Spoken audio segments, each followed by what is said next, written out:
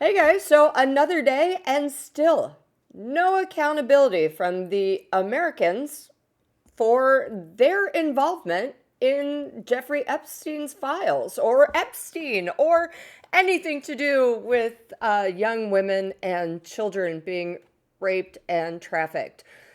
Yeah, I mean, there are some social ramifications. You have this guy, Larry Summers, who Harvard is now like, oh no, we finally had to get rid of him. That's great, Harvard. But last time I checked, there were like 10 others on your staff who are still hanging out and collecting paychecks, and they were real close with Epstein as well. So, pretty sure you shouldn't just make one guy the fall guy. Yeah, it's super frustrating. Of course, you had Bill Gates come out today and be like, "Oh yes, I did have an affair with two Russians, including that bridge player who complained to Epstein about him, saying he was cheap and saying how awful Bill Gates was." And Epstein replied, "I know." Ugh. I mean, come on. At this point, there's only two people in Congress right now who are trying valiantly to hold people accountable. You've got Thomas Massie, who I'm insanely proud of because I did graduate from a convent in Kentucky for high school. And Thomas Massie is a Republican, and he's going against what his party is trying to tell him to say. And, you know, this video I'm about to show you really just made me so proud. I actually almost burst out into tears. Check it out. The chair recognizes the gentleman from Kentucky, Mr. Massie, for 5 minutes. Thank you, Madam Speaker. Congress created the Department of Justice.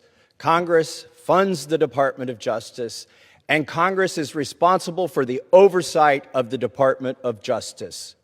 When will we see justice?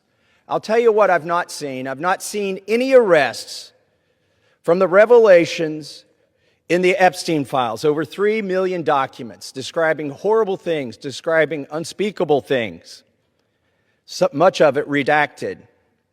Over 24 people have resigned, CEOs, members of government worldwide, but I haven't seen any arrests or investigations here in the United States from this Department of Justice. Prince Andrew, Duke of York, who has since been stripped of his royalty, his royal titles due to his affiliation with Jeffrey Epstein, has been arrested. Peter Mandelson, who previously served as UK's ambassador to the United States, resigned in disgrace from United Kingdom's House of Lords and the Labour Party, and he's been arrested. Former Prime Minister of Norway, Torbjorn Jagland, has been charged. But we don't see any charges, arrests, or investigations in the United States. What do we see? We see our FBI director celebrating in the locker room at the Olympics overseas. It's fine to be proud of this country, but we should be proud of this country because we have a system of justice that works, and yet we do not. Who are the men that should be investigated? I'll name them right here. Leon Black. You don't even have to see past the redactions to see that this man needs to be investigated. Jess Staley, accused of terrible things. It's right there in the files. Why is he not being investigated? And Leslie Wexner.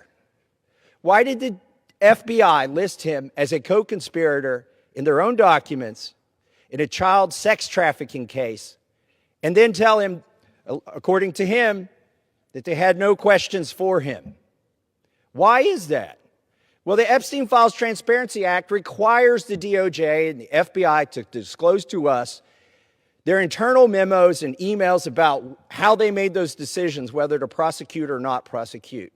Yet they have not delivered those memos. And we still don't have the memos and documents and emails from 2008 to explain why Jeffrey Epstein was given such a light sentence in what would have been an open and shut case of child sex trafficking, which allowed him to go back and recommit these terrible crimes, create hundreds of more victims, and ensnare so many other people in his conspiracy? Where are those documents that describe those decisions? We need justice. We want the Department of Justice to get to work, and that's what they need to do now. And along with Thomas Massie, we've got Khanna, who is also speaking out. Now, he is a Democrat, and people are saying, oh, it's because he's a Democrat. Listen, everyone should be able to cross aisles on moral stories. It's immoral to sex traffic. It is immoral to abuse and traumatize children. And Thomas Massie and Khanna are banding together, and God bless them. Here's Khanna. I'm so honored to have Haley Robson as my State of the Union guest tonight. Haley is a survivor and a mother. She was sexually abused at the age of 16 and 17 by Jeffrey Epstein. It was horrific. And I'm so offended that today people are attacking her, even though she went through some of the most horrific things imaginable for any human being. You know what I think? Instead of attacking survivors, how about we start holding the perpetrators accountable? How about we start holding the Epstein class accountable? It is only because of the courage of people like Haley that Thomas Massie and I were able to release the Epstein files. They stood in front of the Capitol. They shared and relived their trauma. They showed so much courage. They moved the nation. And my commitment is we will not quit. We will not rest until we get justice for the survivors. Haley, thank you for being with us today. Thank you so much for having me. It means the world to be able to walk into a room where I know that I am respected and outspoken, and I have the backing of Thomas Massie and Khanna. The support means everything to survivors everywhere, and we will bring the fight to D.C. Thank you for having me, Khanna. Thank you. You are inspiring the country with your courage. Thank you. And lest we forget the women who did show up in Congress, and Pam Bondi, our Attorney General, head of the law in this great land that we live in, refused to even look at them or acknowledge them. It's heartbreaking and confusing. America is supposed to be a country of laws. We are supposed to all abide by the same laws. And apparently we have been living in a multi-tiered system, and we were not aware. Now, let's listen to some of the women. I think we all realize now, oh, you guys really wanted to silence us. And you thought that you could scare us by putting our names out there. And it had a list of victims. It was shown, I think, a couple of times in the hearing. Yeah. One was redacted. That makes no sense. This is a list of victims. That's intentional. I don't understand how this is happening, and neither should you. We should all be backing Khanna, Thomas Massie, add in Nancy Mason there too. We should be backing people who say the rich and powerful should be held just as accountable as the rest of us when they do something disgusting and wrong. And I don't understand what is going on.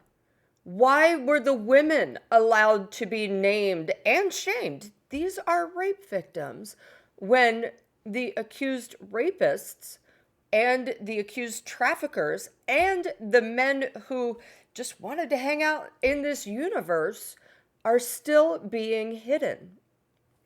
How is this possible? How are we all not furious? Answer me that. Thanks.